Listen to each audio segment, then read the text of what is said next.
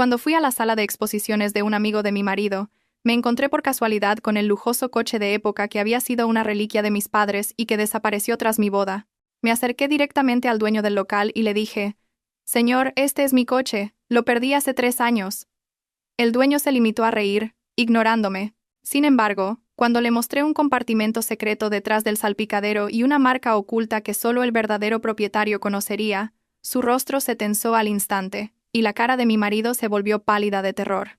Esa tarde, el sol brillaba con bastante intensidad, pero el aire dentro del sedán de mi marido se sentía extrañamente frío. Mateo, mi esposo, había insistido en que hoy tenía que sacarme de casa a toda costa. «No puedes seguir encerrada en tu habitación, afligida por la muerte de tus padres hace 3 años.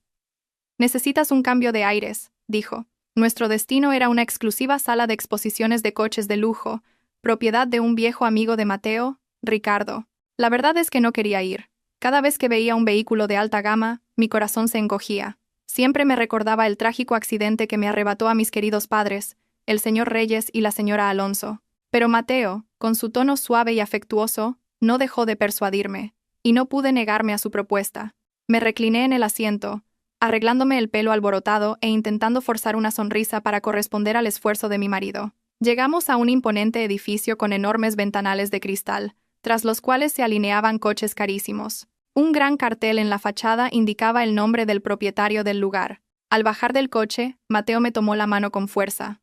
Me guió al interior de la sala de exposiciones, cuyo suelo estaba tan impecablemente limpio que reflejaba nuestras figuras. En el interior, se mezclaba el aroma de un costoso ambientador con el olor a cuero de los asientos de coche nuevo. Un hombre corpulento, vestido con un traje impecable, nos dio la bienvenida. Era Ricardo, el dueño del local y el mejor amigo de Mateo desde la universidad. Era apuesto, pero había algo en su mirada que me incomodaba. Sus ojos eran penetrantes, y su sonrisa tenía un matiz condescendiente, como si escondiera algo detrás de una amabilidad forzada. Mateo y Ricardo charlaron amigablemente, poniéndose al día sobre negocios y viejos tiempos. Yo permanecía en silencio junto a Mateo, escuchando sin interés. Ricardo me lanzaba miradas ocasionales antes de volver a reírse de los chistes de Mateo. Empezaron a caminar hacia la colección de coches más reciente, expuesta en la parte delantera. Les dejé ir por delante, y decidí explorar por mi cuenta en la dirección opuesta. Caminé lentamente por los pasillos entre los relucientes deportivos. Mi mente viajó al pasado. Recuerdos de mi padre enseñándome a conducir, de mi madre sonriendo mientras nos íbamos de vacaciones. Mis pasos se detuvieron en un rincón algo oscuro, alejado de la iluminación principal de la sala. Allí, aparcado y parcialmente cubierto por una lona polvorienta, había una berlina clásica de un negro intenso. Sentí que el corazón se me paraba. El aire se atascó en mi garganta. Conocía las líneas de ese coche, la curva del capó, la forma distintiva de los faros y las llantas, antiguas pero elegantes. No era un coche cualquiera. Era del mismo modelo que el coche más preciado de mi padre, el señor Reyes. El mismo que había desaparecido misteriosamente tras el terrible accidente. La policía dijo que el coche se había quemado hasta quedar irreconocible, y que los restos habían sido fundidos como chatarra. Pero yo nunca había visto esos restos porque Mateo me disuadió, diciendo que sería un shock demasiado grande para mí. Y ahora, ante mis ojos, el coche estaba allí, intacto. Mis piernas temblaron al acercarme. Extendí la mano hacia la carrocería fría y lisa. El tacto me recorrió el cuerpo. Conocía este coche. Recordaba cada detalle. Di la vuelta, buscando una marca especial. En la manilla de la puerta trasera izquierda, debía haber un fino rasguño que mi bicicleta le hizo al coche de mi padre hace 10 años. Tanteé la manilla con los dedos. El rasguño estaba allí. Podría haberse atenuado con el pulido, pero su textura aún se sentía bajo mis yemas. Las lágrimas comenzaron a brotar. No era un coche similar. Era el coche de mi padre. El coche del señor Reyes que supuestamente había sido destrozado. ¿Por qué estaba aquí? ¿Por qué en la sala de exposiciones del amigo de mi marido? Un torbellino de preguntas se agolpó en mi cabeza, oprimiéndome el pecho. La tristeza se convirtió en confusión, y luego en una ira que crecía lentamente. Sin darme cuenta, grité el nombre de mi marido. Mi voz resonó en el vasto espacio, interrumpiendo al instante la conversación de Mateo y Ricardo. Mateo corrió hacia mí, con el rostro desconcertado. Ricardo le siguió, con aspecto irritado por la interrupción de su paz. Con mano temblorosa señalé el coche. Dije en voz alta que era el coche de mi padre, desaparecido hacía 3 años. Exigí una explicación de por qué un coche que supuestamente estaba hecho pedazos se encontraba ahora aquí, en perfecto estado. Mateo me agarró por los hombros, intentando calmarme, diciendo que estaba viendo cosas. Dijo que mi anhelo por mis padres me estaba haciendo alucinar, pero aparté su mano bruscamente. Estaba segura de lo que veía y sentía. Ricardo soltó una risa ahogada, una risa llena de desprecio. Se cruzó de brazos y con un tono relajado dijo que era un vehículo de coleccionista importado recientemente del extranjero. Dijo que había muchos coches así en el mundo y que era natural que se parecieran. Incluso me llamó mujer histérica que no sabía nada de coches. La actitud arrogante de Ricardo hizo que me hirviera la sangre. Me estaba tratando como a una tonta. Pensó que no reconocería ni la reliquia de mis propios padres. Mateo también me arrinconó, diciéndome que no le avergonzara en el negocio de su amigo. La mirada habitualmente suave de Mateo se había vuelto ahora una advertencia, como si me ordenara callar y obedecer, pero no podía quedarme en silencio. Recordé un secreto que solo mi padre y yo conocíamos, un escondite secreto dentro de ese coche. Mi padre me lo había mostrado una vez mientras lo limpiábamos juntos. Ignorando las protestas de Ricardo, abrí la puerta del conductor. No estaba cerrada. El olor del interior del coche me golpeó con fuerza. Era una mezcla de cuero viejo y un vago aroma del perfume masculino que mi padre solía usar. Era el aroma del señor Reyes. No podía equivocarme. Mateo intentó sacarme, pero me resistí con todas mis fuerzas y me metí en el asiento del conductor. Frente al lujoso salpicadero de madera, hice lo que mi padre me había enseñado. Presioné el panel de madera sobre la guantera siguiendo un patrón específico. 2 toques en el extremo izquierdo, 1 en el centro y una pulsación larga en el extremo derecho. Un viejo mecanismo de resorte hizo un pequeño clic.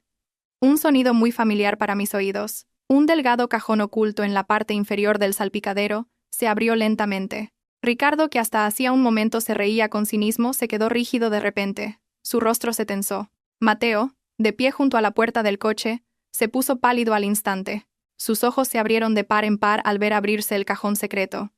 Ellos no sabían nada de esto. Solo el verdadero propietario lo sabía. Dentro del cajón no había objetos de valor, pero había algo mucho más terrible. El fondo estaba cubierto con una tela de terciopelo de color crema, y sobre ella había una mancha seca de color marrón oscuro. La mancha era grande e irregular.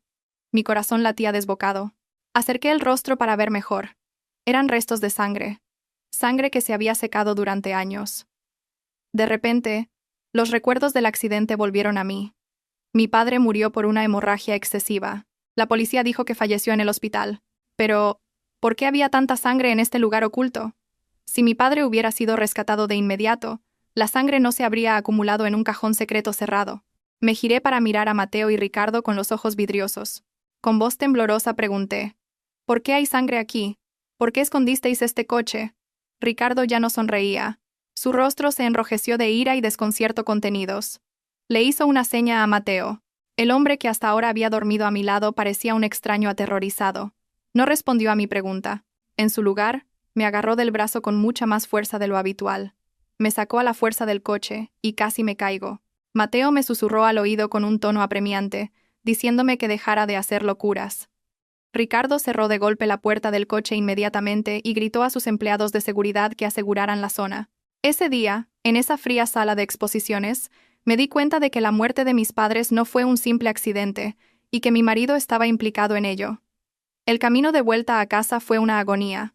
El silencio en el coche de Mateo era mucho más aterrador y escalofriante que cualquier discusión. Mateo conducía a gran velocidad, con los nudillos blancos de tanto apretar el volante. Su rostro era una máscara de piedra, con la mandíbula apretada. Yo estaba sentada a su lado, abrazando mi bolso con fuerza y conteniendo a duras penas las ganas de llorar. La imagen de la mancha de sangre en el cajón secreto no abandonaba mi mente. No era una simple suciedad. Mi instinto de hija me decía que era la sangre de mi padre. Las preguntas se agolpaban una tras otra, pero tenía miedo de pronunciarlas en ese momento. La actitud de Mateo en la sala de exposiciones me hizo darme cuenta de que tenía un lado oscuro que yo desconocía. Tan pronto como llegamos a nuestra grande y silenciosa casa, Mateo me arrastró adentro. Ya no actuaba con la ternura de cuando salimos. Me sentó en el sofá del salón, casi empujándome. Respiraba con dificultad. Empezó a sermonearme, alzando la voz. Dijo que le había avergonzado delante de Ricardo. Dijo que había actuado como una loca que no distinguía la realidad de las alucinaciones. Mateo no dejaba de repetir que el coche era solo una réplica, que la mancha no era más que un derrame de aceite o pintura, y que yo estaba demasiado agotada y creando un drama innecesario. Utilizó palabras para manipular mi mente, intentando hacerme dudar de mi propia cordura. Estás traumatizada, Valeria. Necesitas descansar. No ir por ahí acusando a la gente sin más, gritó Mateo. Fue a la cocina y volvió con un vaso de agua y 2 pastillas. Dijo que eran vitaminas y un tranquilizante que me ayudarían a dormir profundamente y a olvidar el vergonzoso incidente de hoy. Me obligó a tomarlas delante de él. Miré las pastillas con recelo. En el pasado, le habría creído y las habría tragado sin pensarlo. Pero hoy era diferente. Esa confianza ya se había roto. Fingí meterme las pastillas en la boca y bebí el agua. Mientras Mateo se distraía dejando el vaso en la mesa, escondí las pastillas bajo la lengua. Luego, fingiendo limpiarme la boca, las escupí discretamente en un pañuelo. Mateo me llevó arriba, a nuestro dormitorio. Me ayudó a acostarme, me arropó y me dio un beso en la frente. El beso se sintió frío y falso. «Duerme bien, querida. Mañana todo estará mejor», susurró. Luego salió de la habitación y cerró la puerta. Oí el sonido de una llave girando en la cerradura desde fuera. Me había encerrado. El miedo se apoderó de mí. Pero al mismo tiempo, surgió el coraje. No podía mostrarme débil. Soy la hija del señor Reyes y la señora Alonso. Tenía que descubrir la verdad detrás de todo esto. Esperé unos minutos a que todo estuviera en completo silencio. Me levanté de la cama y me deslicé hasta el armario. En el rincón más profundo del armario guardaba un viejo joyero, una reliquia de mi madre, la señora Alonso. Mis manos temblaban al abrirlo. Dentro había un antiguo broche de plata en forma de lirio. Era uno de los objetos favoritos de mi madre. Pero no era el broche lo que buscaba. Mi madre me había dicho una vez que este broche tenía una doble función. Una parte trasera de los pétalos se podía deslizar. Contuve la respiración y empujé una pequeña sección en la parte posterior del broche. Efectivamente, un pequeño objeto metálico cayó sobre mi palma. Era una llave de repuesto, la llave de repuesto de la berlina clásica de mi padre. La señora Alonso guardaba esta copia porque mi padre a menudo olvidaba dónde dejaba sus llaves. Esta llave tenía una forma muy particular y el logo del fabricante de coches grabado, algo que no tendría ninguna réplica. Apreté la llave con fuerza. Si esta llave encajaba en el coche de la sala de exposiciones de Ricardo, sería una prueba irrefutable de que el coche era realmente de mi padre. Y si el coche era de mi padre, entonces Mateo y Ricardo habían mentido descaradamente al decir que fue destruido hace 3 años. El hecho de tener esta llave me hizo darme cuenta de que no estaba loca. Mis recuerdos eran precisos. De repente, oí el sonido de pasos pesados subiendo las escaleras. Debía de ser Mateo. Rápidamente, volví a esconder la llave dentro del broche y me guardé el broche en el bolsillo del pijama. Salté de nuevo a la cama y me cubrí con el edredón. Fingí estar profundamente dormida. La puerta del dormitorio se abrió lentamente. Mateo entró. Probablemente venía a comprobar si las pastillas habían hecho efecto. Regulé mi respiración para que sonara regular y pesada, como la de alguien profundamente dormido. Sentí su presencia junto a mi cama. Se quedó allí un buen rato, observándome en silencio. La atmósfera era muy tensa. Luego se dio la vuelta y salió, dejando la puerta ligeramente entreabierta. Abrí los ojos un poco. Mateo no fue a su habitación, sino que se dirigió a su despacho al final del pasillo. Esperé un momento y luego me levanté de la cama sin hacer ruido. Descalza, salí sigilosamente de la habitación. La gruesa alfombra del pasillo amortiguó mis pasos. Me acerqué a la puerta firmemente cerrada del despacho de Mateo. Su voz se oía débilmente a través de la madera. Mi corazón latía con fuerza. Tenía miedo de que me descubrieran. Pegué la oreja a la puerta. Mateo estaba hablando por teléfono con alguien. Por su tono nervioso y a medio susurro, estaba segura de que hablaba con Ricardo. «Cálmate, Ricardo. Está dormida. Le he dado una dosis alta de pastillas». La voz de Mateo sonaba ansiosa. No tenía ni idea de que todavía recordaba cómo abrir ese salpicadero. Maldita sea. Fuimos demasiado descuidados. Hubo una pausa. Parecía que Mateo estaba escuchando la reprimenda de Ricardo al otro lado. Luego Mateo volvió a hablar. Esta vez su voz era más tensa. «El problema no es solo el coche, Ricardo. Si descubre lo que hay debajo del fondo de ese cajón, nuestras vidas se acabarán. El verdadero testamento del señor Reyes todavía está ahí, ¿verdad?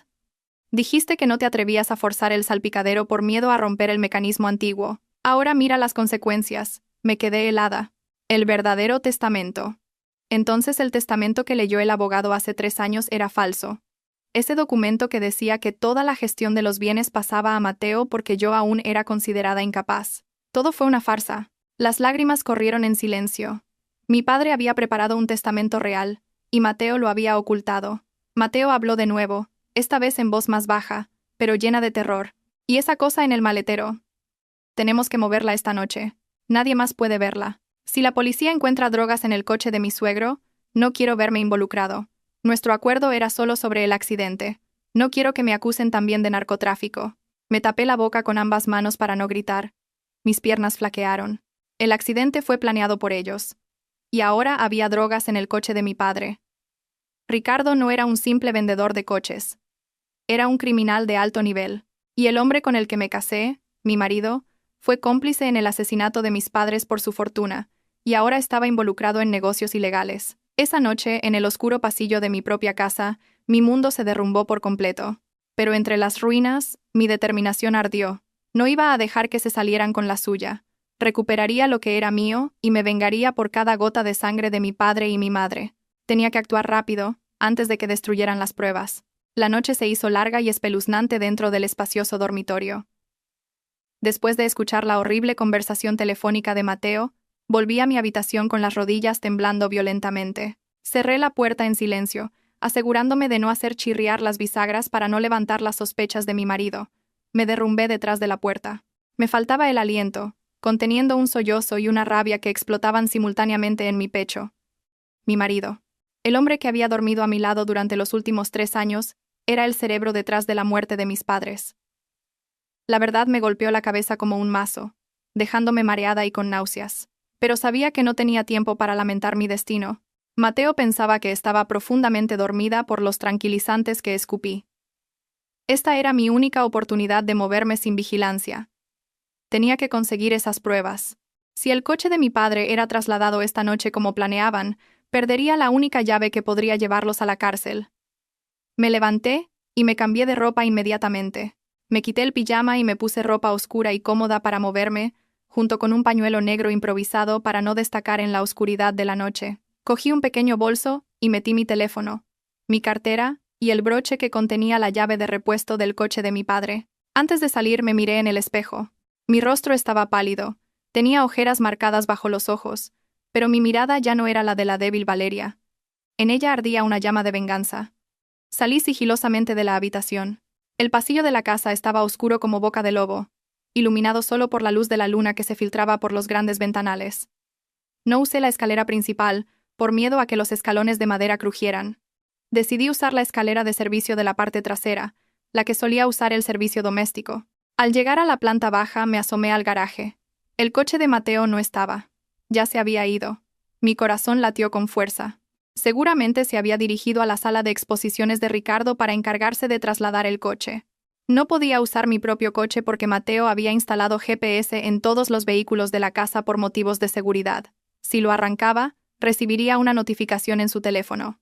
Opté por salir a pie de la urbanización, tratando de no ser vista por los guardias de seguridad, y llamar a un taxi desde la carretera principal. Los guardias conocían bien a Mateo. El aire frío de la noche me calaba hasta los huesos mientras caminaba rápidamente por la acera. Cada sonido, el canto de un grillo o el susurro de las hojas, me ponía en alerta. Tenía miedo de que Mateo apareciera de repente y me viera. Después de conseguir un taxi, le pedí al conductor que me dejara en la calle trasera de la sala de exposiciones de Ricardo, una zona de almacenes desolada y con poca luz. El lugar era lúgubre y oscuro, en marcado contraste con la fachada glamurosa y brillante de la sala de exposiciones. Después de que el taxi se fuera, me quedé sola detrás de un poste de luz, observando el gran edificio.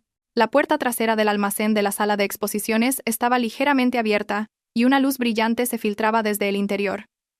El motor de un camión rugía a bajo volumen. Mis sospechas eran correctas. Estaban tramando algo. Me acerqué con cautela y me escondí detrás de una pila de contenedores viejos esparcidos por el patio trasero. El olor a aceite y a metal oxidado llenaba el aire. Encontré una rejilla de ventilación baja en la pared del almacén, cubierta con una malla de alambre, pero lo suficientemente ancha como para mirar dentro. La vista en el interior hizo que me hirviera la sangre. En medio del espacioso almacén, la berlina clásica de mi padre estaba siendo preparada para ser subida a un enorme camión contenedor que había aparcado marcha atrás dentro del almacén. El coche parecía majestuoso pero triste, como un prisionero siendo trasladado a otra cárcel. Junto al camión estaban 2 figuras que conocía muy bien, Mateo y Ricardo. Parecían estar discutiendo seriamente. Mateo parecía nervioso, caminando de un lado a otro mientras se secaba el sudor de la frente. Aunque el aire de la noche era bastante frío, Ricardo estaba de pie relajadamente, fumando un cigarrillo. Ocasionalmente, señalaba el coche y daba órdenes a varios de sus hombres corpulentos. Saqué mi teléfono, apagué el flash y comencé a grabar la escena a través de la rendija de la rejilla de ventilación. Me temblaban las manos, pero intenté sujetar el teléfono con la mayor firmeza posible para que el vídeo no saliera movido. Sus voces se oían con bastante claridad, ya que la rejilla conectaba directamente con el lugar donde estaban. Ricardo se rió a carcajadas. Su risa resonó en las paredes del almacén. Le dio una palmada brusca en el hombro a Mateo.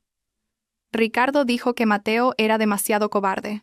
Le aseguró que el coche llegaría sano y salvo al puerto y sería enviado a otra isla esa misma noche. Ricardo dijo que al comprador de allí no le importarían los papeles ni el historial del coche. Lo importante era que la mercancía llegara. Dijo que luego lo desmantelarían para sacar los objetos ocultos. Luego, Mateo le entregó a Ricardo una gran bolsa de deporte negra. Ricardo la abrió un poco, y pude ver que dentro había fajos de billetes. Seguramente era el dinero de la venta de algún activo o ahorros que Mateo me había estado ocultando. Mateo le suplicó a Ricardo que destruyera el testamento del salpicadero tan pronto como el coche llegara a su destino. No quería correr riesgos. Ricardo sonrió con astucia, asintió y volvió a cerrar la bolsa. La escena quedó grabada con claridad en mi teléfono. La prueba de una transacción ilegal, la prueba del traslado de pruebas y la prueba de su conspiración. Quería gritar y enfrentarme a ellos en ese mismo momento, pero la razón me detuvo.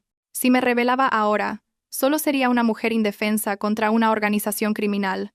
Podrían matarme aquí mismo y deshacerse de mi cuerpo sin dejar rastro. De repente, uno de los hombres de Ricardo giró la cabeza hacia la rejilla de ventilación donde yo estaba escondida. Parecía haber oído el roce de mis zapatos al pisar accidentalmente la grava. El hombre se acercó a la pared. Mi corazón se detuvo. Me agaché inmediatamente, conteniendo la respiración y apretándome contra el frío muro de hormigón. Los pasos del hombre se acercaban. Cerré los ojos, rezando en mi interior, pidiendo la protección de Dios. Si me veía, mi vida se acabaría. Los pasos se detuvieron justo detrás de la pared donde yo estaba. Hubo un silencio que pareció una eternidad. Entonces oí a Ricardo llamar a su hombre para que subiera rápidamente al camión. El hombre se dio la vuelta y se fue corriendo. Solté un largo suspiro de alivio, con un sudor frío empapándome la espalda. Eché un último vistazo. El coche de mi padre ya estaba completamente dentro del camión contenedor. Las puertas de metal del contenedor se cerraron con un estruendo, sellando todos los secretos en su interior. El camión comenzó a salir lentamente del almacén. Sentí una punzada de desesperación al ver cómo se llevaban la reliquia de mi padre, pero al menos tenía esta grabación de vídeo. Esperé hasta que Mateo y Ricardo volvieron a entrar en la zona de oficinas de la sala de exposiciones. Luego, salí de la zona de almacenes lo más rápido que pude y corrí hacia la carretera principal. Esa noche, no volví a casa. Decidí ir al único lugar donde estaría a salvo, la casa de una persona a la que Mateo detestaba, pero en la que mi padre confiaba plenamente. Fui a casa del señor Morales, el abogado de nuestra familia desde hacía mucho tiempo. Al amanecer, llamé a la puerta del señor Morales con manos temblorosas.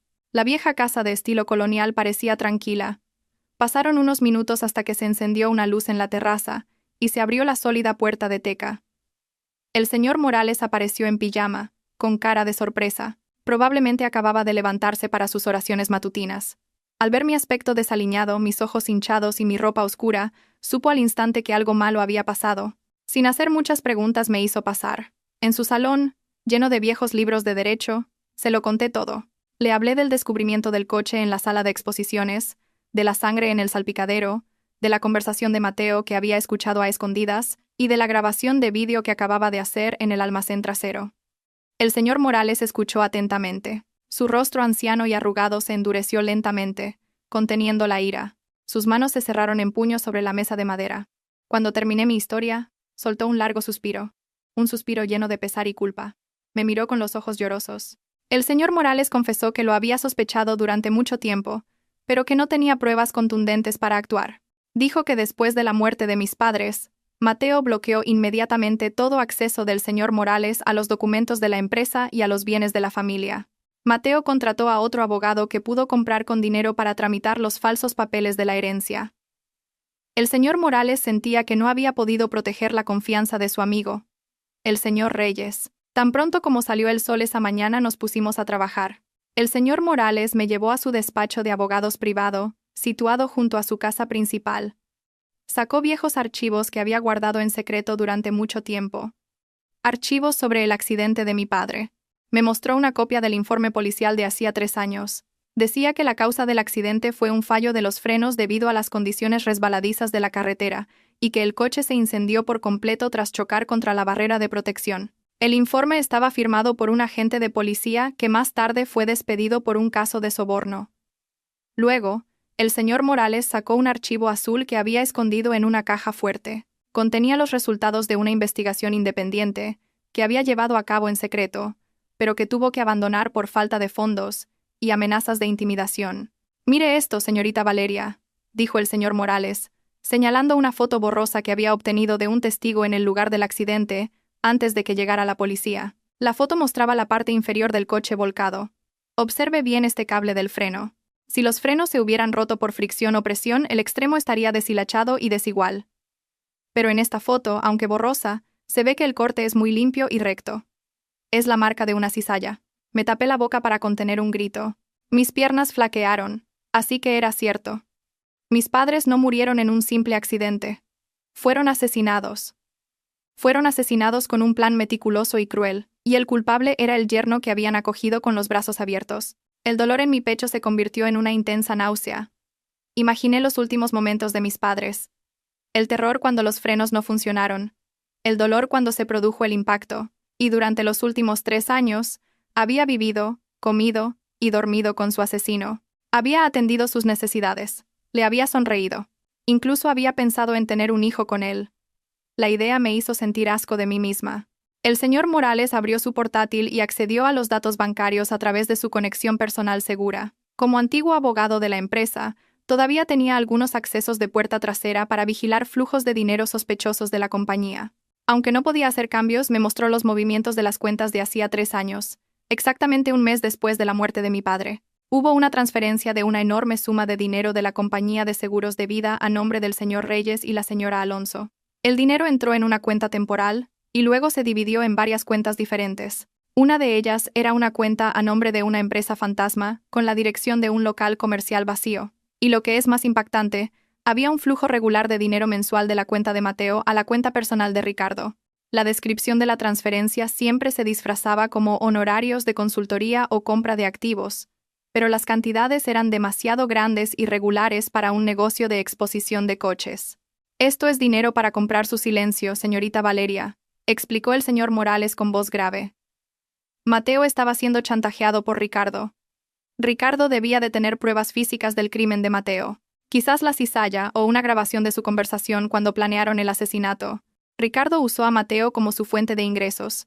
Mateo necesitaba el dinero de la herencia de sus padres para pagar sus deudas de malas inversiones y para mantener a Ricardo callado. El señor Morales también me explicó lo del coche. Supuso que Ricardo no lo destruyó por pura codicia. Ricardo sabía que un coche clásico como ese valía millones de euros en el mercado negro de coleccionistas, pero no podía venderlo oficialmente porque el número de bastidor estaba registrado como un vehículo desguazado, así que Ricardo lo usó para otros fines. La sospecha de Valeria sobre las drogas se fortaleció cuando el señor Morales me mostró un viejo artículo de periódico sobre una red de narcotraficantes que a menudo usaba coches de lujo para engañar a la policía de tráfico. La sala de exposiciones de Ricardo era el lugar perfecto para el blanqueo de dinero. Tenemos la prueba en vídeo del traslado del coche y esta foto del cable del freno, pero todavía no es lo suficientemente fuerte como para acusarlos directamente de asesinato premeditado en un tribunal, ya que el coche real ha sido trasladado, dijo el señor Morales, masajeándose las sienes. Necesitamos ese testamento real.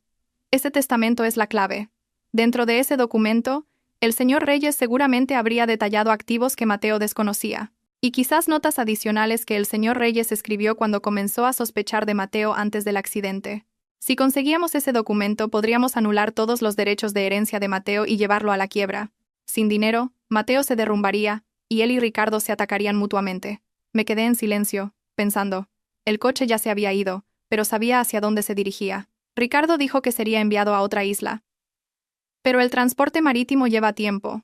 Y recordé que en la llamada telefónica, Mateo había dicho que la cosa en el maletero debía estar a salvo. No destruirían el coche inmediatamente hasta que el comprador en el destino recogiera los paquetes de droga que había dentro. Todavía había tiempo, pero no podíamos ir tras ese camión ahora sin estar preparados.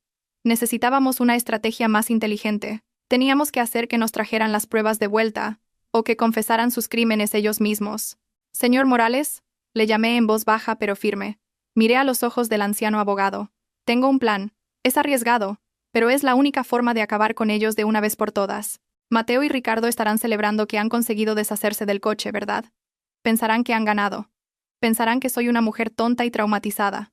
Voy a usar eso a mi favor. Voy a volver a casa ahora, antes de que Mateo se dé cuenta de que he desaparecido. Voy a fingir que el incidente de ayer en la sala de exposiciones fue solo un síntoma de mi histeria.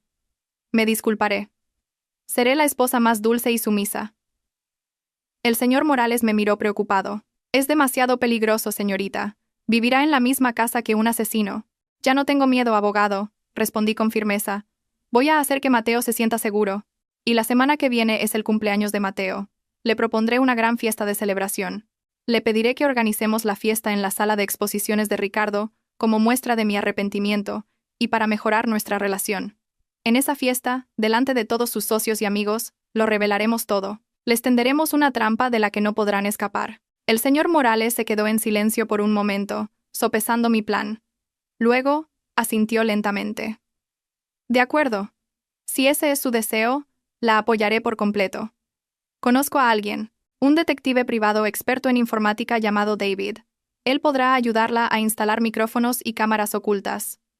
Jugaremos su propio juego. Y nos aseguraremos de que pierdan por completo. Esa mañana volví a casa en taxi. Entré sigilosamente por la puerta trasera que había dejado abierta a propósito.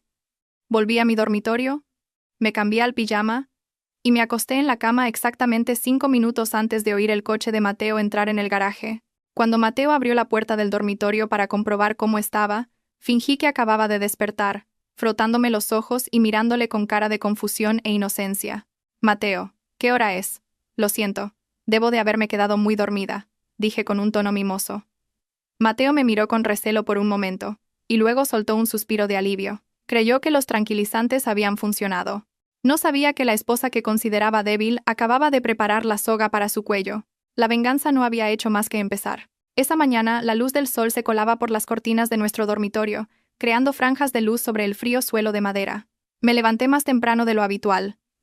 Para ser más precisos, no había dormido en toda la noche. Sentía los ojos calientes y pesados, pero mi mente estaba afilada como una cuchilla.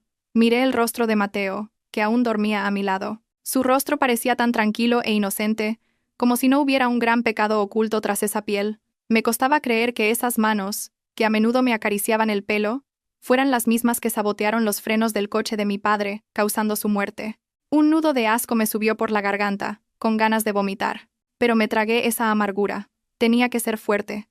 A partir de hoy, ya no soy la llorona Valeria. Soy una actriz que interpretará el mejor papel de mi vida para destruirlos. Me levanté lentamente, me lavé la cara y recé mis oraciones matutinas.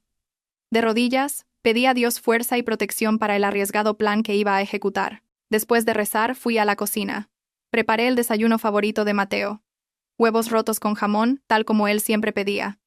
El olor a comida llenó la casa, creando la ilusión de un hogar normal y cálido. Cuando Mateo bajó las escaleras, con la cara medio dormida y el pelo revuelto, le recibí con una amplia sonrisa.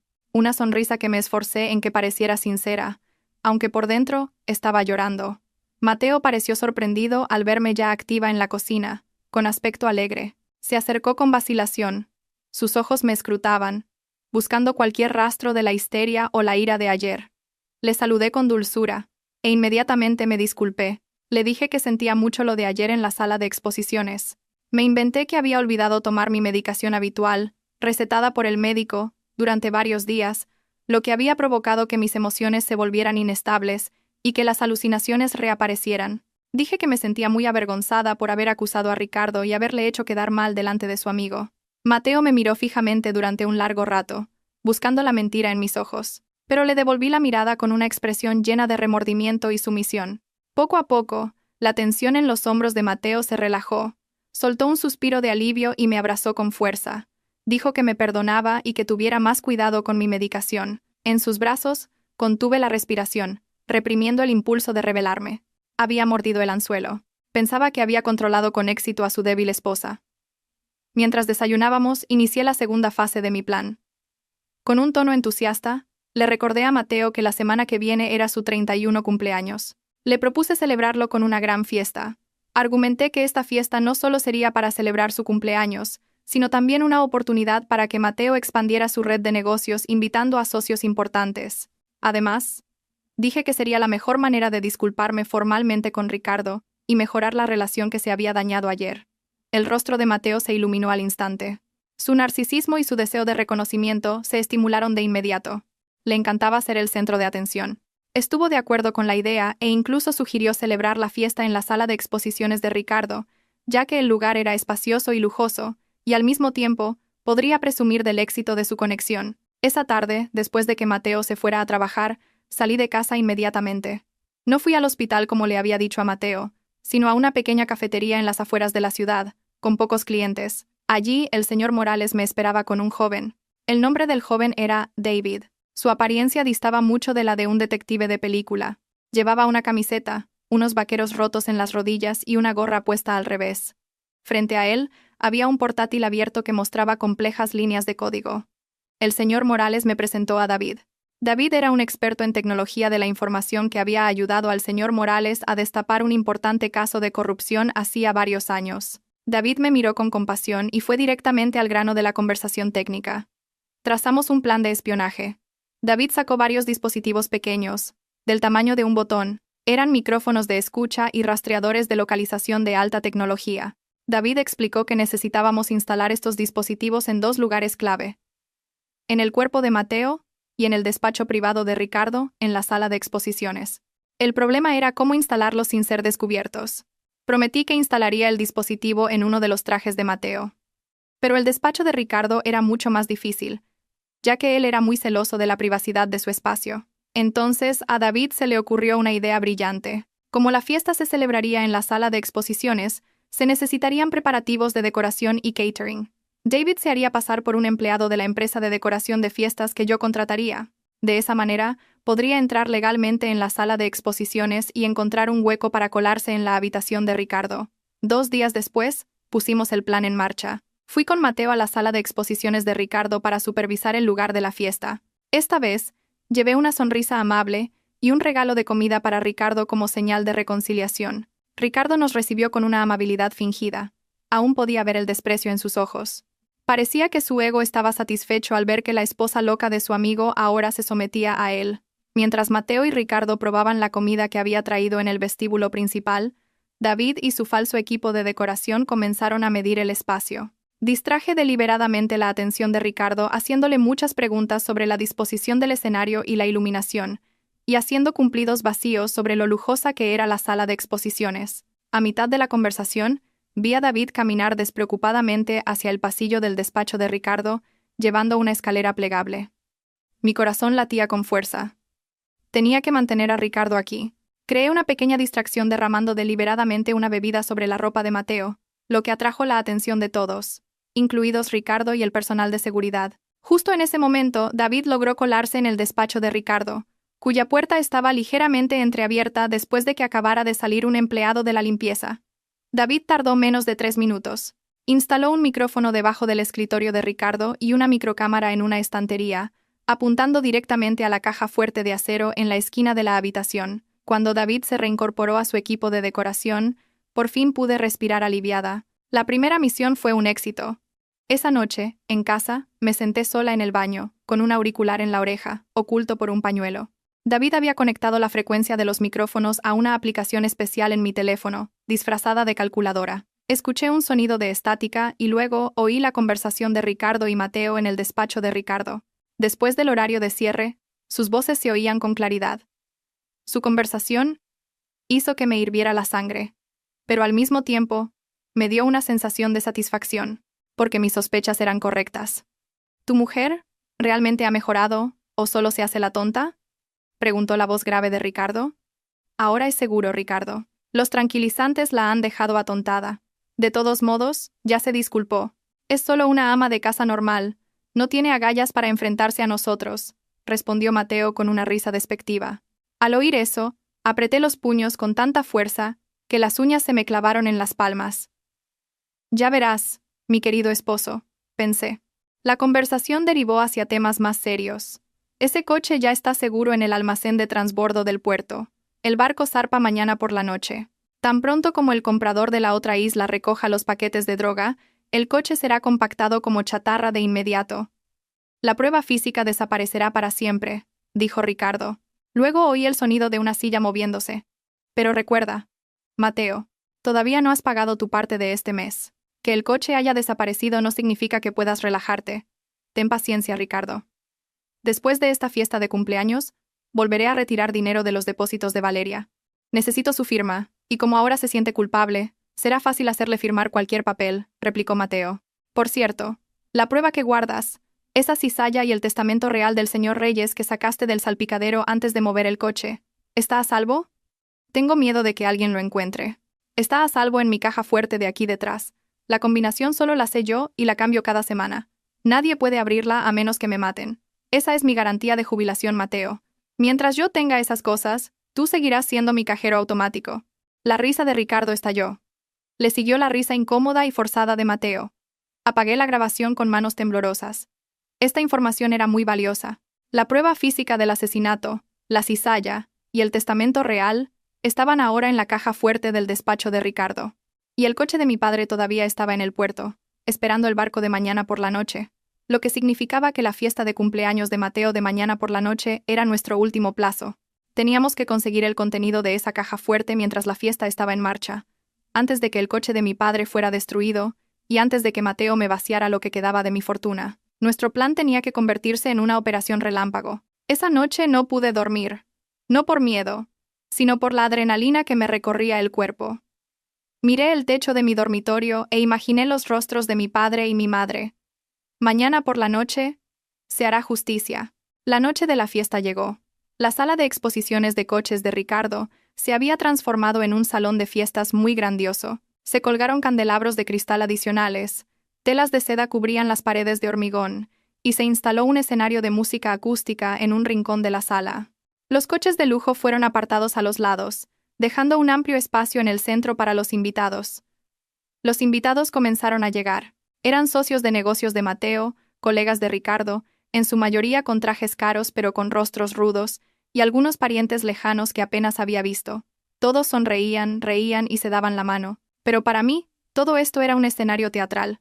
Todos llevaban máscaras de amabilidad, ocultando su propia hipocresía. Justo aquí, en medio de este falso esplendor, dictaría la sentencia a quienes habían arruinado mi vida. Estaba de pie junto a Mateo cerca de la entrada, recibiendo a los invitados. Llevaba un elegante vestido largo de color azul marino, con un pañuelo del mismo color cubriéndome el pecho. Mi maquillaje era impecable pero firme, para ocultar el cansancio de mis ojos. Mateo estaba muy guapo con un caro traje negro. Sonreía continuamente, presentándome con orgullo como su fiel y amada esposa. Cada vez que me rodeaba la cintura para hacerse una foto con los invitados, tenía que esforzarme para no apartar su mano. Su contacto se sentía como una brasa que me quemaba la piel. Ricardo también estaba allí, de pie cerca de la mesa del buffet, observando el desarrollo de la fiesta como un rey supervisando su reino. Ocasionalmente, me dedicaba una sonrisa cínica, sintiéndose exitoso por celebrar una fiesta en su guarida criminal sin que nadie sospechara nada. En esta fiesta no había bebidas alcohólicas. Era una petición que había puesto como condición para que viniera mi gran familia, que era religiosa. Ricardo aceptó a regañadientes y la sustituyó por zumos y cócteles sin alcohol caros. En realidad, esta era mi táctica para asegurarme de que estuvieran completamente sobrios cuando llegara su ruina. Quería que sintieran el dolor y el pánico en plena conciencia, no en estado de ebriedad. Además, al no haber alcohol, la seguridad de Ricardo estaba un poco más relajada, sintiendo que no habría alborotos de borrachos. Pero no sabían que la verdadera amenaza no venía de un invitado borracho, sino de un camarero que caminaba con una bandeja de bebidas hacia el pasillo del despacho. Ese camarero era David. Estaba perfectamente disfrazado con un uniforme de catering, el pelo peinado y gafas. Cuando la música empezó a sonar más fuerte y la atención de todos se centró en Mateo, que estaba dando el discurso de bienvenida en el escenario, David me hizo una seña.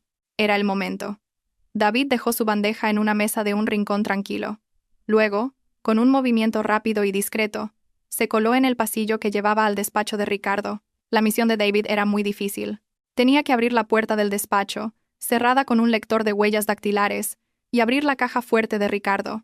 Ya habíamos preparado un dispositivo de clonación de huellas dactilares que habíamos obtenido de un vaso que Ricardo bebió durante nuestra visita de inspección de ayer. Recé en mi interior para que el dispositivo funcionara.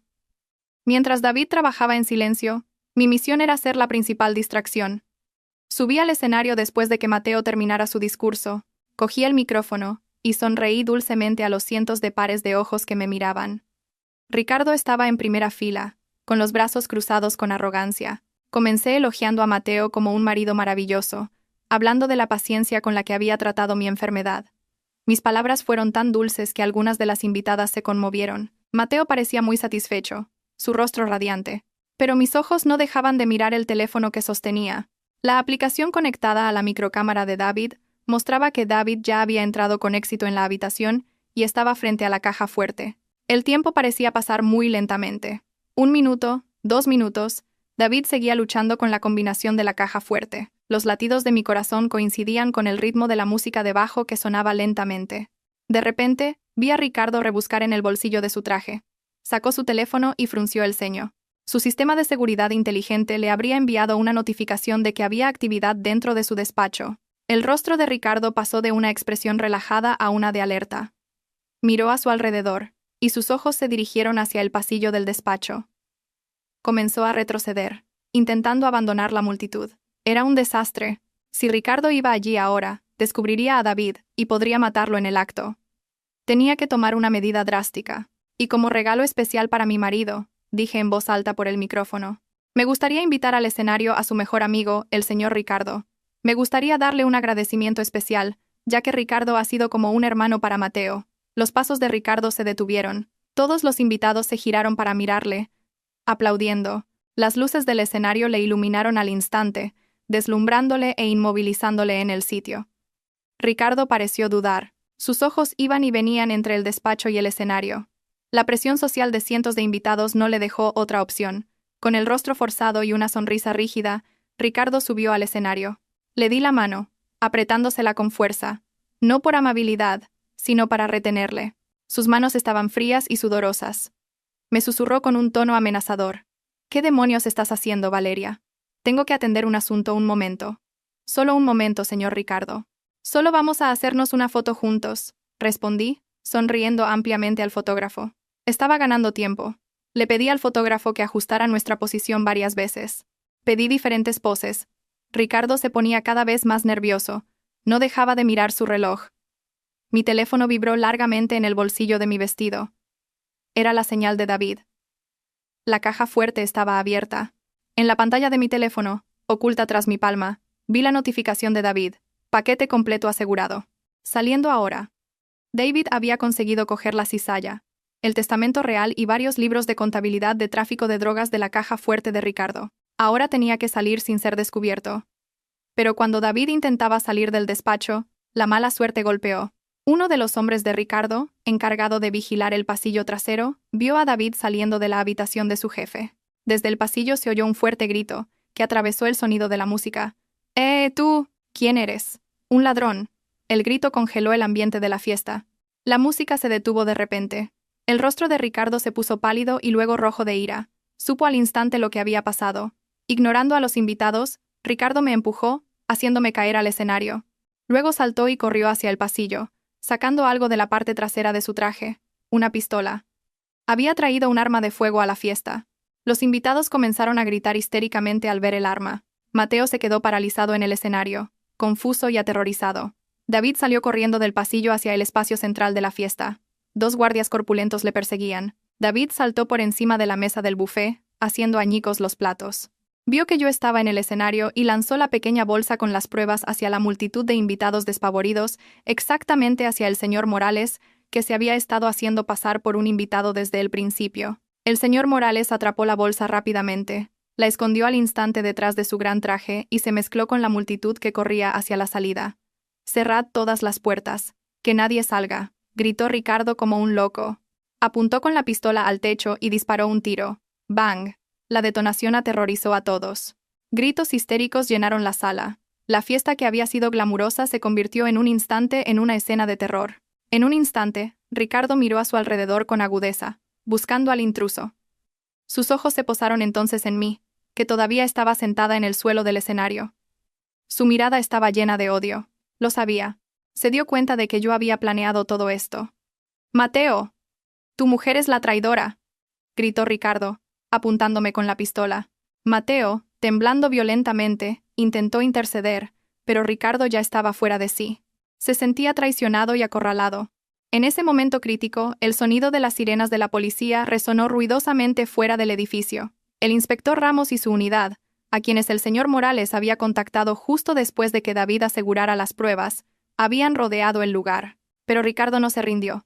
Corrió hacia mí, me agarró del pañuelo y me arrastró bruscamente para usarme como escudo humano. El frío cañón de la pistola se apoyó en mi sien. Esa noche la mascarada había terminado, y el verdadero rostro del monstruo se reveló ahora a la vista de todos. El ambiente de la fiesta, que antes estaba lleno de risas y tintineos de copas, se había convertido en un infierno. Gritos de terror resonaron por toda la espaciosa sala de exposiciones, rebotando entre las paredes de cristal y las columnas de hormigón. Los invitados, una mezcla de empresarios, directivos y personalidades de la alta sociedad, buscaron refugio detrás de las mesas del buffet, debajo del escenario, o corrieron desesperadamente hacia las salidas, que ahora estaban fuertemente vigiladas por la policía. Las sirenas de los coches patrulla fuera del edificio se mezclaron, creando un ruido ensordecedor. Las luces rojas y azules de los focos exteriores atravesaban las paredes de cristal, barriendo la sala de fiestas con destellos de luz dramáticos y espeluznantes. En medio de ese caos, sentí el frío cañón de una pistola presionado contra mi sien. Ricardo, el hombre que hasta ahora se había escondido detrás de la máscara de un empresario de éxito, ahora revelaba su verdadero rostro de monstruo acorralado. Su aliento era áspero, rudo y olía a tabaco, golpeándome la cara por detrás mientras agarraba con fuerza la tela de mi pañuelo para que no pudiera escapar. «¡Atrás! ¡Todos atrás o le vuelo la cabeza a esta mujer!», gritó Ricardo con una voz ronca y llena de rabia. Me arrastró lentamente hacia el centro de la sala, a una zona más abierta, alejándose de las salidas. Mi cuerpo temblaba, no solo por el miedo a la muerte, sino también por el asco de ser tocada por el asesino de mis padres. Mis pies se enredaron en mi vestido largo y casi me caigo, pero Ricardo me tiró bruscamente para mantenerme en pie. Mi cobarde marido Mateo estaba de pie, paralizado, a pocos metros de nosotros. Su rostro estaba tan pálido como el de un cadáver.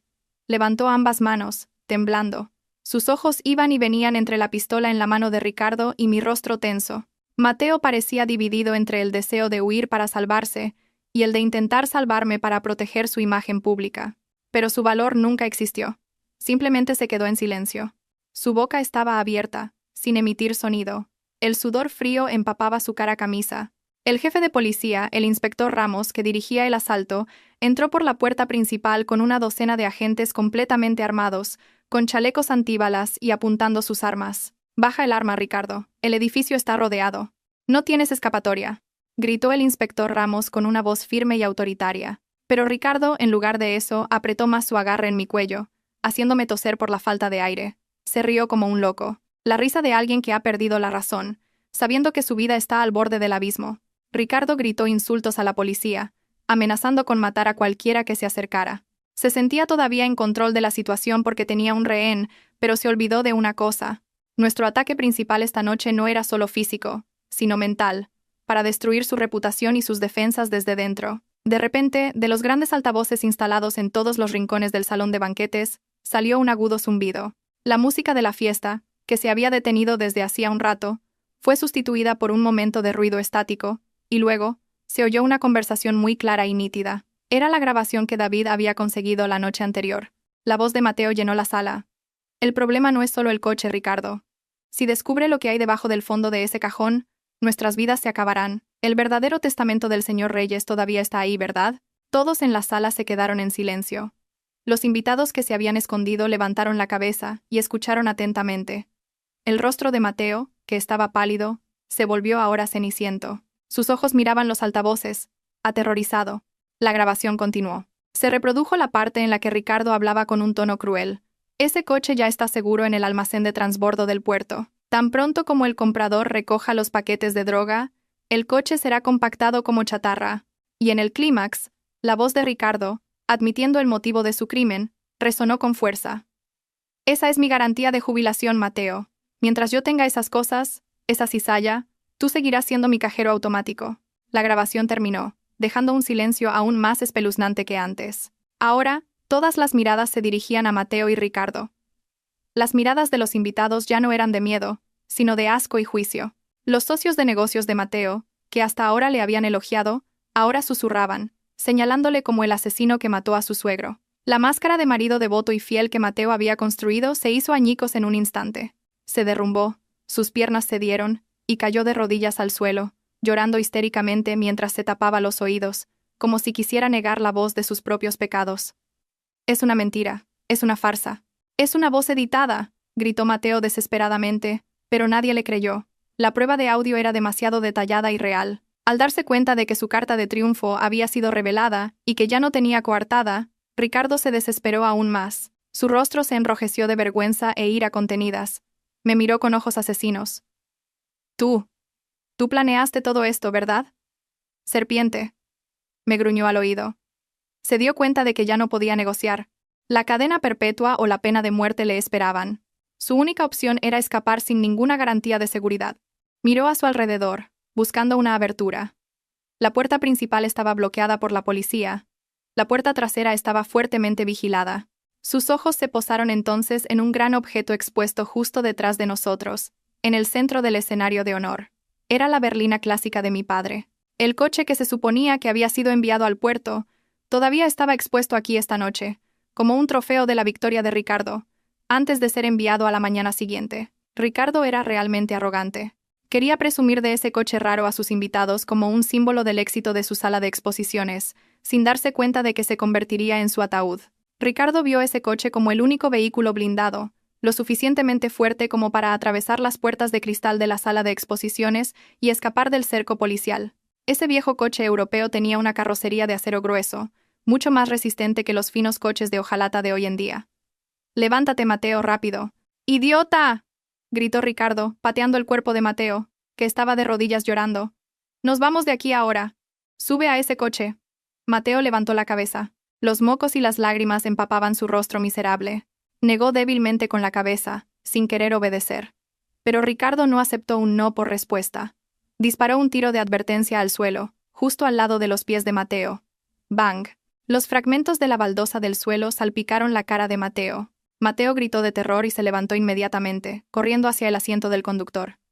«Ahora», ordenó Ricardo, arrastrándome hacia el reluciente coche negro. «No disparen, me rendiré», suplicó Mateo. Pero Ricardo le golpeó en la nuca con la culata de la pistola, y Mateo se tambaleó hacia la puerta del coche. El inspector Ramos y sus hombres avanzaron lentamente, acortando la distancia.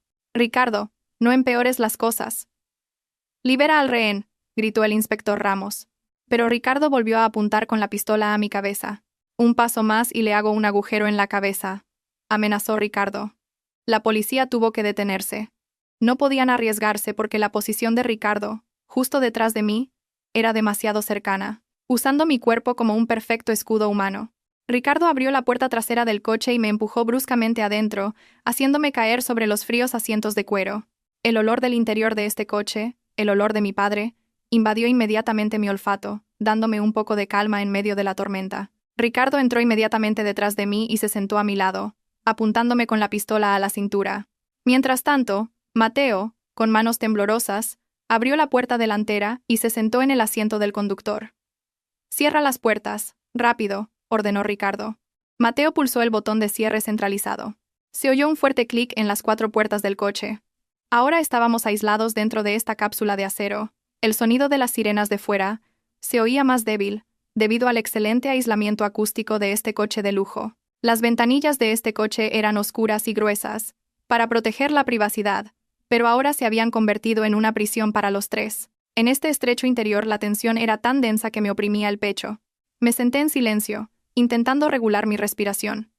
Ricardo pensaba que acababa de encontrar una vía de escape. No sabía que acababa de entrar en la última trampa que había preparado desde el momento en que vi este coche expuesto en el centro de la sala. Este coche no era un simple vehículo.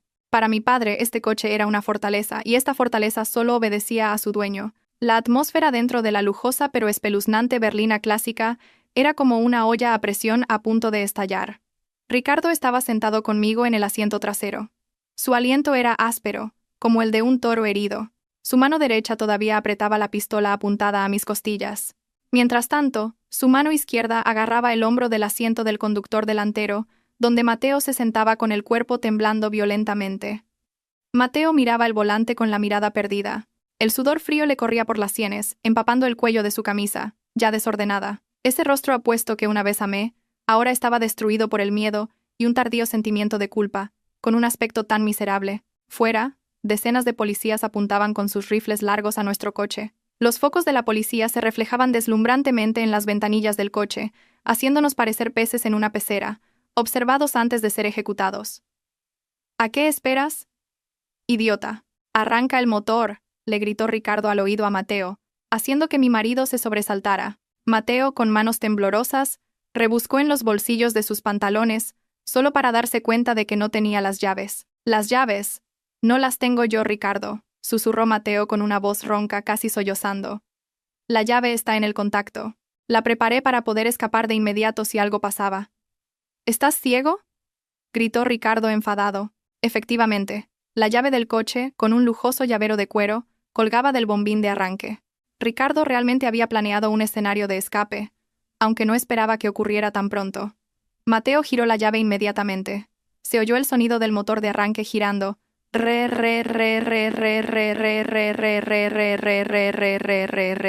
Pero el motor del coche no arrancó. Silencio. Solo se oían nuestras 3 respiraciones. Mateo intentó girar de nuevo. Seguía sin arrancar. El gran motor bocho bajo el capó delantero permanecía en silencio, como si se negara a cobrar vida. ¿Por qué no arranca?, gritó Ricardo entrando en pánico. Golpeó el respaldo del asiento de Mateo con la pistola. No juegues conmigo, Mateo. Arráncalo. Lo he intentado, Ricardo. No arranca. Quizás la batería está agotada o se ha quedado sin gasolina, respondió Mateo, histérico. Sus lágrimas comenzaron a brotar de nuevo. Giró la llave varias veces con frustración, pero el resultado fue el mismo. El coche estaba completamente muerto. Yo permanecía sentada en silencio junto a Ricardo, con los brazos cruzados sobre el pecho. Mi corazón latía con fuerza, pero no por miedo. Sentía una inmensa satisfacción al ver el pánico de estos 2 villanos. Lentamente, giré la cabeza hacia Ricardo, mirando sus ojos salvajes y llenos de miedo. «Es inútil», dije en voz baja, pero mi voz se oyó con claridad, cortando su pánico. «Esa llave no arrancará este coche». Ricardo y Mateo se giraron para mirarme al mismo tiempo. «¿Qué quieres decir?», gruñó Ricardo. El cañón de su pistola ahora presionaba más fuerte contra mis costillas, causando un dolor agudo. Pero no me inmuté. Mi padre, el señor Reyes, era muy paranoico con la seguridad. Expliqué con un tono frío y tranquilo, como si contara un cuento para dormir. Hizo modificar especialmente el sistema de seguridad de este coche en Alemania. La llave que cuelga ahí es solo una llave física para abrir las puertas y encender la electricidad básica, como la radio. Pero para arrancar el motor, esa llave es inútil sin un segundo transpondedor. ¿Qué transpondedor? ¿Dónde está?, gritó Ricardo. Empezaba a darse cuenta de que le habían engañado. Esbocé una leve sonrisa. El sistema de seguridad utiliza reconocimiento de huellas dactilares. Y solo hay 2 personas en este mundo cuyas huellas dactilares están registradas en el sistema informático de este coche: mi padre y yo. Levanté mi mano derecha y mostré mi dedo índice. A menos que mi dedo toque el sensor oculto bajo el volante, este coche es solo un trozo de chatarra de 2 toneladas. Estáis atrapados. El rostro de Ricardo se puso pálido. Se dio cuenta de su error fatal. Había elegido un vehículo de escape que se convertiría en su propia prisión. Intentó abrir la puerta del coche a su lado, pero estaba cerrada. Tiró de la manilla bruscamente varias veces, pero la puerta no se movió. «Abre la puerta, Mateo», gritó Ricardo. Mateo pulsó repetidamente el botón de desbloqueo de la puerta del conductor, pero no hubo respuesta. La luz de seguridad del salpicadero parpadeaba rápidamente en rojo. «No funciona, Ricardo. El botón no responde». «El sistema se ha bloqueado automáticamente», gritó Mateo. «Correcto». Intervine de nuevo. Si se gira la llave 3 veces sin autenticación de huella dactilar, se activa el sistema de bloqueo. Las puertas se cierran por dentro y por fuera.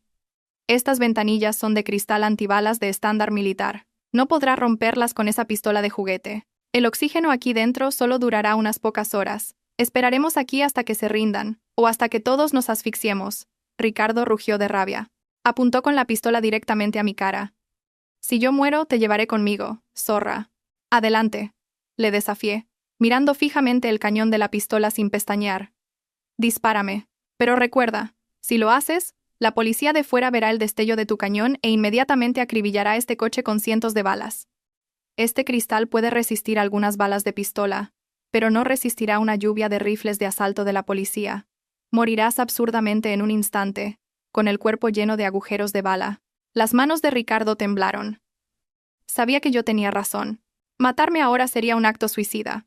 Estaba en un callejón sin salida. No podía salir, no podía escapar, y no podía matar a su rehén sin provocar su propia muerte. El cerco se estrechaba, aplastando su espíritu. Mateo, incapaz de soportar la presión mental, comenzó a desvariar. Golpeaba las ventanillas pidiendo ayuda a la policía de fuera, aunque su voz probablemente no se oía con claridad en el exterior. Por favor, sáquenme de aquí. Solo seguía órdenes. No quiero morir aquí. Valeria, por favor, abre la puerta. Cariño, soy tu marido. Me equivoqué. Lo siento. Miré la espalda de Mateo con ojos llenos de asco. ¿Marido? ¿Qué marido sabotea los frenos del coche de su suegro? ¿Qué marido deja que su mujer sea considerada loca para encubrir sus crímenes? No eres mi marido, Mateo. Solo eres un parásito que casualmente vivía en mi casa. Mis palabras atravesaron el corazón de Mateo. Inclinó la cabeza sin fuerzas, sollozando sobre el volante. Se dio cuenta de que no había vuelta atrás. La fortuna que perseguía, el prestigio que había construido, todo se había desvanecido esta noche. Mientras tanto, fuera, se veía al inspector Ramos consultando con su unidad. A través de un megáfono su voz llegó débilmente al interior del coche. Ricardo. Mateo. Sabemos que el coche no puede moverse. Ríndanse ahora. Bajen sus armas y levanten las manos. Esta es su última advertencia. Ricardo me miró con ojos desesperados, mezclados con un profundo odio. El sudor le empapaba la cara. Vio a Mateo, ya mentalmente destrozado, y luego a la policía, que se acercaba cada vez más con escudos tácticos. Su dominio se había desmoronado. El jefe de la mafia local que había sido temido, era ahora solo una rata atrapada en una caja de acero, lentamente. La fuerza de su mano se debilitó. La pistola que sostenía bajó. Vi mi oportunidad. Con un movimiento tranquilo, pulsé un pequeño botón oculto detrás del reposabrazos central del asiento trasero. Un botón de emergencia que mi padre me había mostrado una vez. Se oyó el siseo de un sistema hidráulico. La cerradura de la puerta a mi lado se desbloqueó mecánicamente. Ricardo se sobresaltó al oír el sonido. Intentó levantar la pistola de nuevo, pero yo fui más rápida. Le di una patada en la mano con todas mis fuerzas, y la pistola salió volando, cayendo al suelo del asiento delantero. Antes de que pudiera cogerla, abrí la puerta y rodé fuera del coche, cayendo al duro suelo de porcelana de la sala de exposiciones.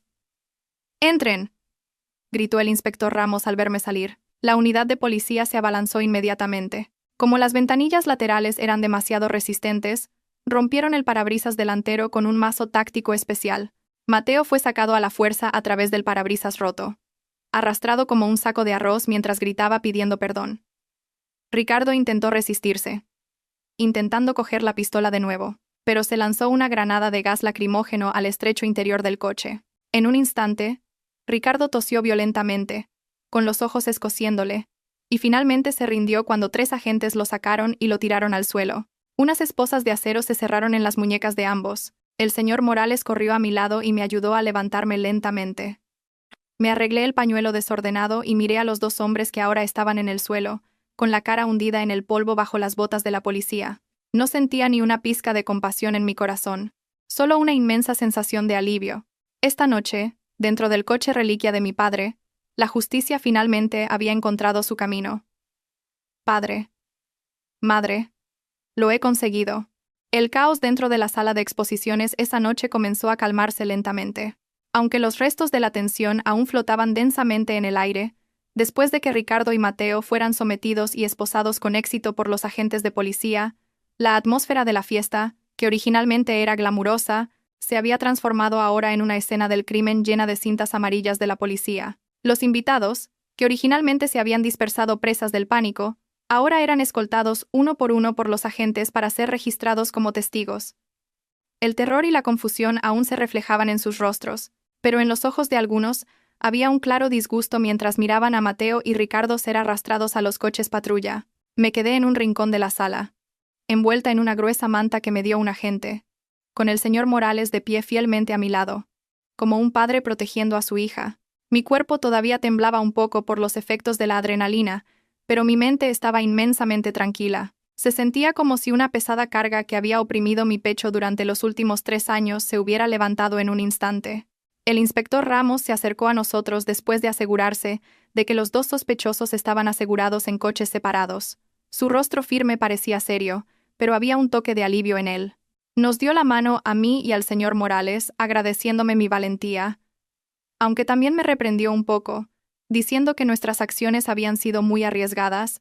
El inspector Ramos solicitó entonces permiso para realizar una inspección exhaustiva de la berlina clásica de mi padre. Según el procedimiento, el coche era ahora una prueba clave, no solo porque fue utilizado en un intento de secuestro, sino también por la posibilidad de que hubiera otros artículos ilegales en su interior, como se escuchó en la grabación de la escucha. Asentí en silencio, dándoles permiso total para desmontar lo que fuera necesario. Para mí, el coche había cumplido su misión de proteger mi vida. Ahora era el turno del coche de exponer los pecados de Ricardo. El equipo forense de la policía comenzó su trabajo. Llevaban guantes de látex y traían un equipo completo.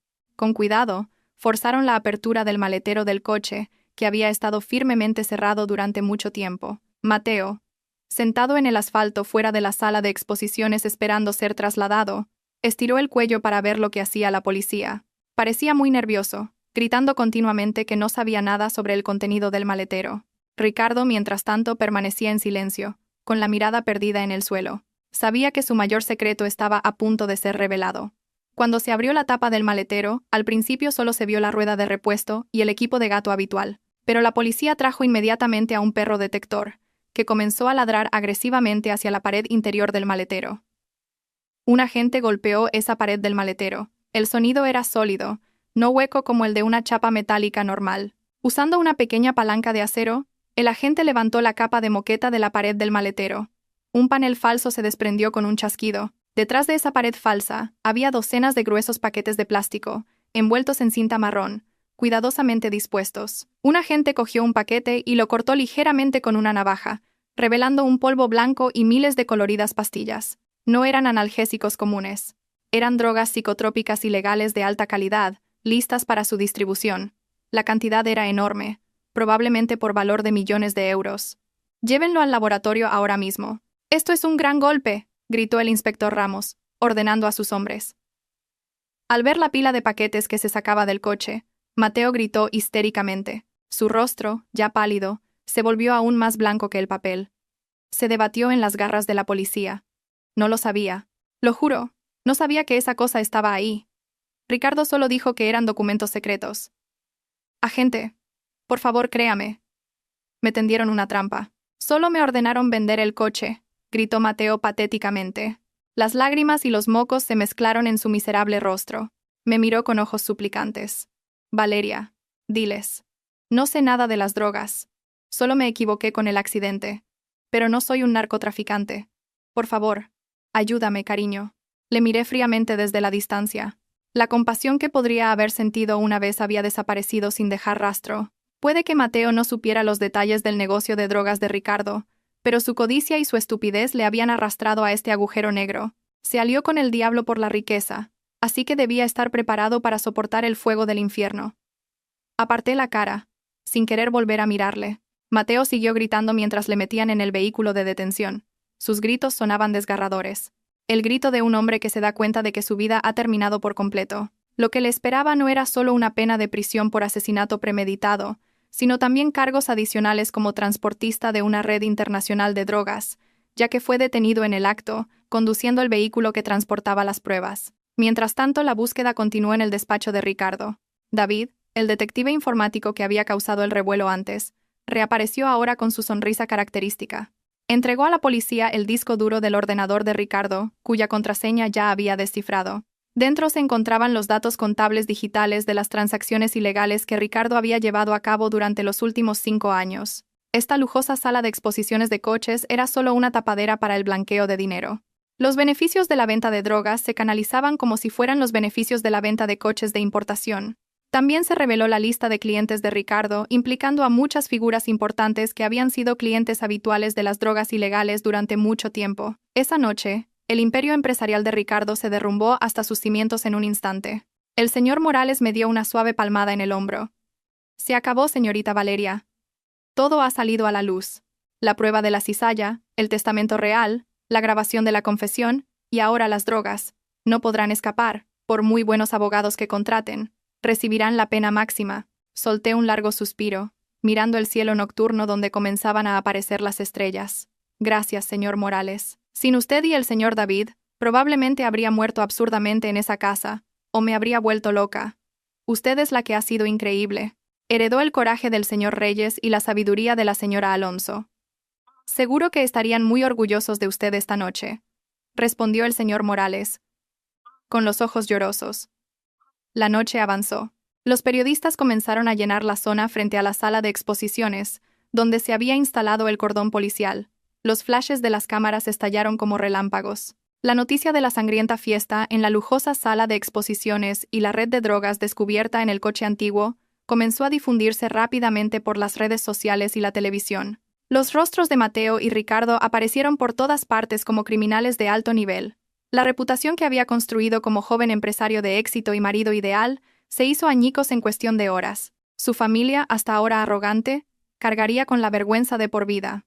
Antes de irme, le pedí permiso a la policía por un momento para acercarme una vez más al coche de mi padre. El coche estaba ahora rodeado de agentes. El maletero estaba abierto de par en par, los asientos estaban desordenados, pero a mis ojos el coche seguía pareciendo majestuoso. Acaricié el frío capó. Gracias, susurré en voz baja. Este coche fue el testigo mudo de la muerte de mi padre, el guardián de su último secreto, y esta noche, para mí, una fortaleza de protección. Era como si mi padre estuviera presente a través de él, abrazándome en silencio. Salí de la sala de exposiciones con paso firme. Ya no había una Valeria frágil, que lloraba en un rincón, que tragaba tranquilizantes para complacer a su marido. La Valeria que salió de ese edificio era una mujer nueva. Una mujer que había pasado por el fuego y no se había quemado. Subí al coche del señor Morales y dejé atrás las ruinas de mi pasado. El proceso legal apenas comenzaba. Me esperaban largos juicios, pero estaba preparada.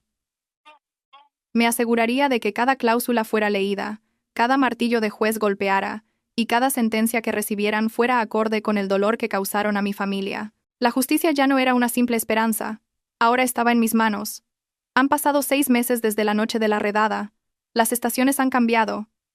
La lluvia ha comenzado a caer con frecuencia sobre la ciudad, pero para mí, cada día se siente mucho más brillante que el anterior.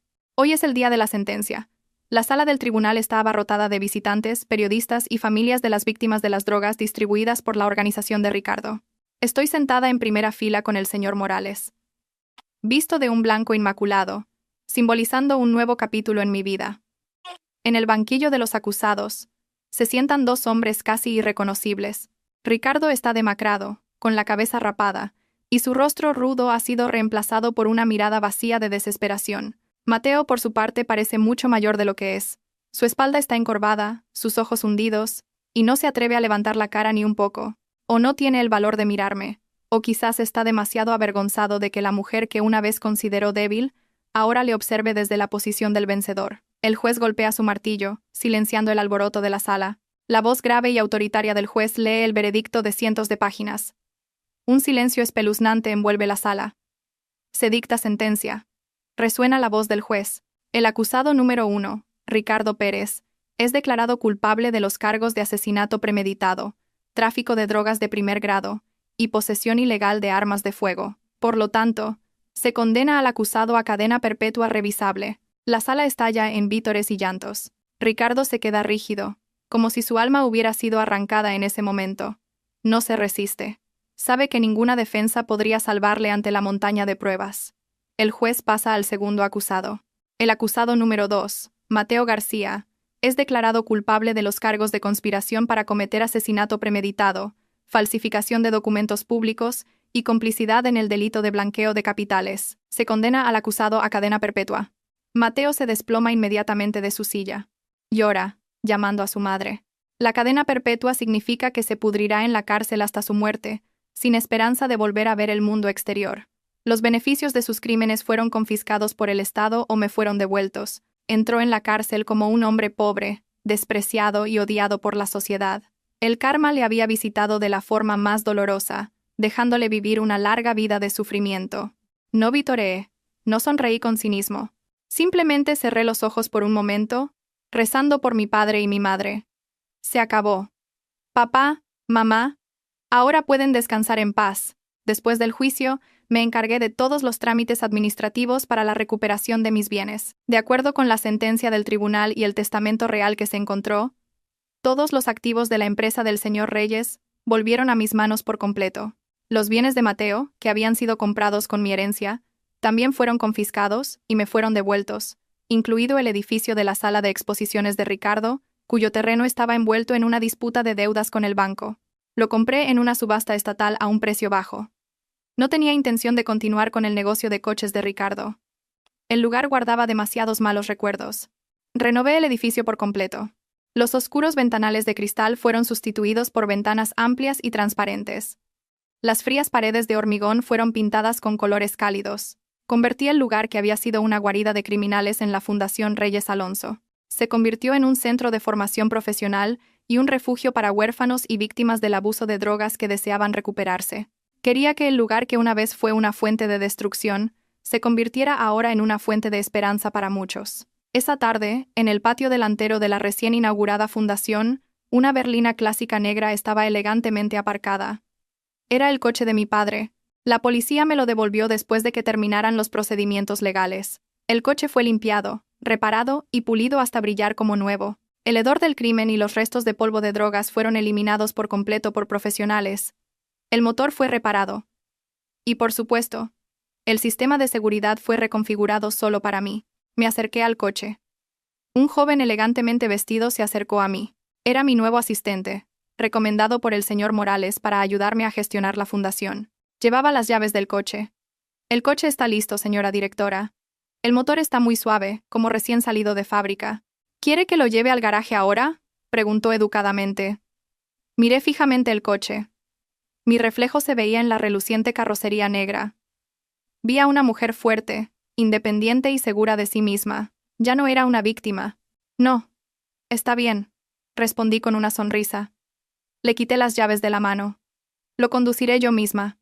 Hace mucho tiempo que no conduzco este coche. Seguro que ha echado de menos la carretera. Entendido, señora directora. Conduzca con cuidado, respondió el asistente, abriéndome la puerta del conductor. Me senté al volante. El asiento de cuero me abrazó la espalda cómodamente.